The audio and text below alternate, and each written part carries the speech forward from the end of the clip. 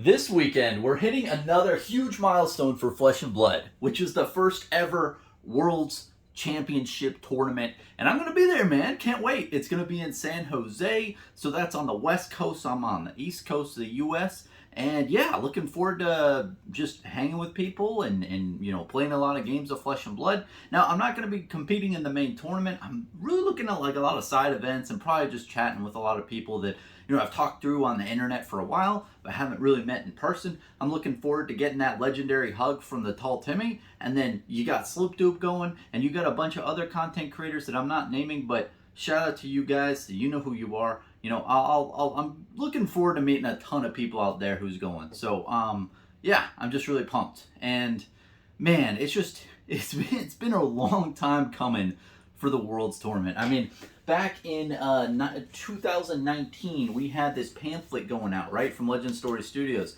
and it talks about the World's Tournament being the biggest tournament that is out there for Flesh and Blood. And I was like, oh, cool. At the time, I thought this was amazing. I wonder if it's going to come in 2020. Well, it took a little bit longer to materialize than that. But overall, man, I'm really thrilled. And I really want to first talk about, a couple of things to note for players and for the collector realm that is good to know. Now, for players, competitive players, I'm looking at you, man. If you're a competitive Flesh and Blood player playing at Worlds or any type of thing, heed my warning. Deck check your shit before you get into a game.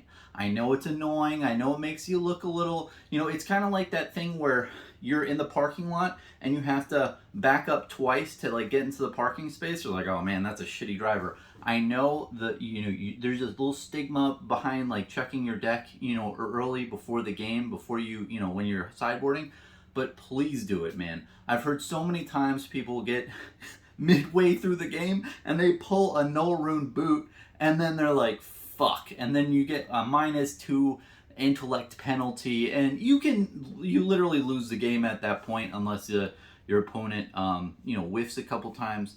But long story short, please check that out, please, and make sure that you are aware of that, where you can put your sideboard equipment into your deck and then you get like a really bad penalty. So always deck check your stuff, go through every single card of your deck before you shuffle up and play. Another thing is don't leave your tunic at home. Before you get to the games, before you leave your fucking house, make sure in your deck that you have all your legendaries, all your good stuff that you need in your deck. It's very important, because you don't want to get your deck, grab it, go, and then you're like, oh, leave the tunic on your under your desk or on your table. That's a surefire way of spending a little bit too much on a tunic when you're there, or just losing, honestly. So just please check that out. And the last thing I'll note is be aware of time. Time and round is very important to keep track of. I tend to look at the clock every like 10 minutes or so. And if I notice that we're not really progressing as fast, I just tell my opponent, hey, we're getting close to time and round. Draws basically mean that you're out of the tournament. I'm gonna start playing faster, we gotta start picking up the pace here. And I think it's really an awkward conversation to have. But I've had it many times, and I was very polite, and I basically said, hey, I'm gonna try to play faster because I don't want to go into time around, because if we both draw, this sucks. So anyway, that's my whole thing with competitive players. But hey, you guys, great luck over there in the World's Tournament, and it'll be really cool to see who manages to be the first winner of the Worlds. That's huge, man. Now for collectors, I think there's a PGC, some grading company that Matt Rogers is a part of, who's doing grading over there at the Worlds, and that looks really cool. I like how there's like a certain slab type. Personally, I'm going to try to get this card graded. I think it'd be cool to have the blank card in Flesh and Blood graded, and I also got like really fucking good edges on this. I think it'll at least grade a 9.5. It has like the slightest ding mark on the bottom. It's like the slightest thing on the corner, but yeah, I mean, we'll see what it does. I got this from like an eBay thing, from one of the Rudy kits. And what's interesting to me is it says XXX10, right? It's that promo string. And I think that is part of the Slingshot Underground thing.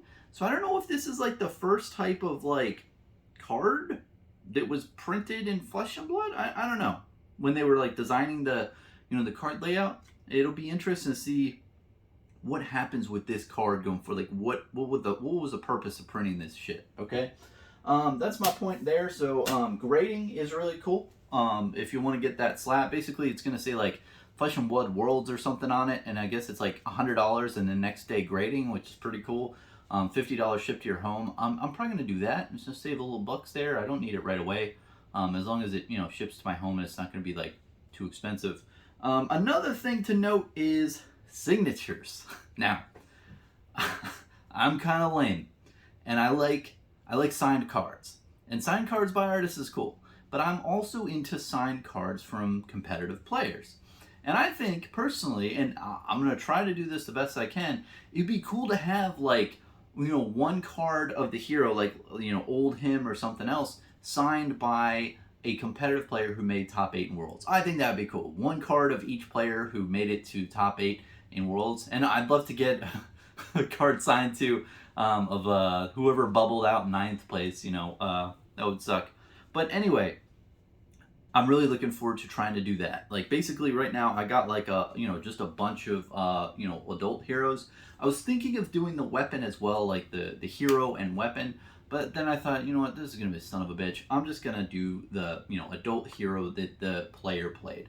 So and a lot of other people, man, like I got me a bunch of Briars, and I'm gonna find me some Mansants hopefully, and or no, I got me a bunch of Levias. Excuse me, what am I thinking, man? I'm gonna try to find me a Mansant and have him sign a couple copies of Levia. That'd be really cool.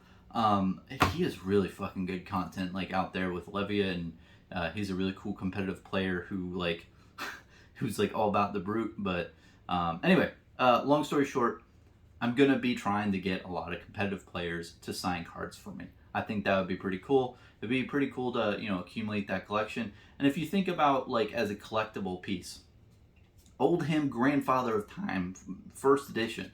This card is like 25 cents, and it'll probably stay 25, 50 cents for a very long period of time. But if I get, if I go to a couple tournaments over the next 5 years and I get a bunch of cards signed by competitive players, who knows if like a competitive player will win like, a bunch of things in the future and like be like really, popular, and then I'll be like, oh look, I have their signature on a card, and it's just kind of a little play piece. I don't think it is gonna appreciate too much long term, but I'm kind of weird, man. I like collecting booster pack wrappers and stuff, so this is like another type of collectible I like, is signed cards. So yeah, I'm gonna be going after those signatures like a boss. The last thing I want to note, so I've talked about what collectors and players, stuff for you guys. I want to talk about like Legend Story Studios and Flesh and Blood in general.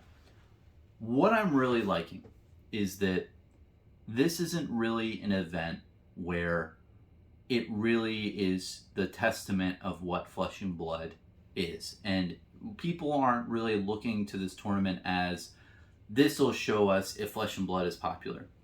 Flesh and Blood has proven itself time and time again over many different tournaments in the past. And I remember it was like that though in the Las Vegas event, I think last year, where people didn't know if a lot of people played this game. People weren't aware that, what is the total amount of people that will come out to an event. We've seen this many times, and since Las Vegas, we've had many events sell out where they won't let you in that fucking door because there's too many people in there playing Flesh and Blood. Now, I really hope this World's Tournament just doesn't hit capacity. I hope that they have more than enough space for everyone who wants to attend, and like I want to see what the total number is. I want to see what the total number of people is that get into a big ass room for the Flesh and Blood, the trading card game I fell in love with, man. So I really hope to see that. I mean, is it going to be like 4,000, 5,000, 3,000? I know those are really big numbers, but it's Worlds, man. You have no idea. People are coming all over the world. This is a pretty big deal. A lot of money's on the line, and competitive players are really psyched to compete in this thing. So anyway, I just really hope that it doesn't sell out, is what I'm saying.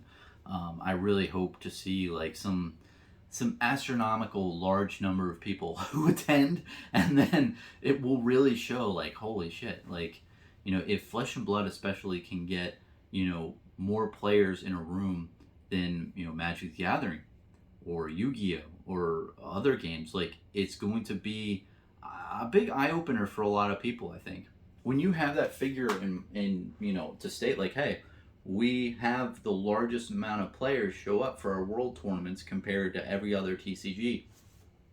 That is a statement. that is a big data set number to say into the public. And I don't know, really what the figures are overall. I'm a complete novice, haven't done my due diligence, but all I know is that, there is a number that, worlds tournaments for all the other games have, right? The total number of attendees for each of those. I want Flesh and Blood to surpass that or even match that. I think that if you have that type of data set and you can say that, oh yeah, that other game that grosses like millions and millions of dollars? Yeah, our game, who doesn't gross nearly as much as that game, has as many players or more attending world events. Because I feel like what people do is they extrapolate on that data. They say, oh, well, if this amount of people played at Worlds, well, this amount of players must exist at a kitchen table who couldn't make it, yada, yada, yada. So I think that that's a really important number to fixate on. So anyway, last thing I want to say, if you're watching this late in the video, you probably listen to my ass, and I appreciate that. That's very nice of you that you like to listen to me ramble on about random shit. I appreciate your support.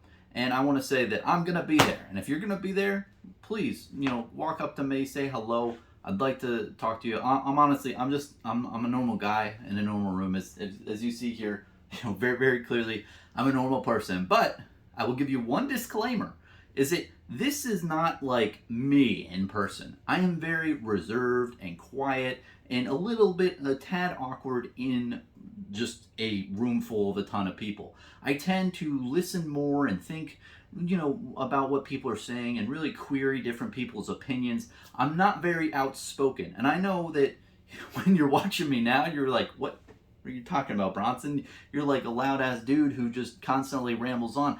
Yes, I do that when I'm in my room, but man, in person, I have like a different personality. So just don't take that as a different way, I hope. I hope you don't come up to me like, oh wow, he's been pretty quiet around me. Maybe he doesn't want me around. No, it's not that. It's just, I'm a weird guy in person, very, very reserved. And people who know me in the public realm know that. But anyway, I'd love to meet you. I'd love to say hi, do whatever you want. But yeah, anyway, yeah, I'm really looking forward to that. And, just meeting people out there at Flesh and Blood who love the game that I love, and honestly, as well, the content creators, other ones that I've done collaborations with in the past. I just haven't had time at all in the last year to do that many collaborations. It's been wild the last year, man. But this will be a great time to just meet a bunch of people that I never would be able to meet otherwise. It's gonna be a really cool thing, especially just a bunch of content creators that I haven't even done collabs with in the past. Just yeah, it's gonna be really cool because overall we all love the same game. Flesh and Blood is something special.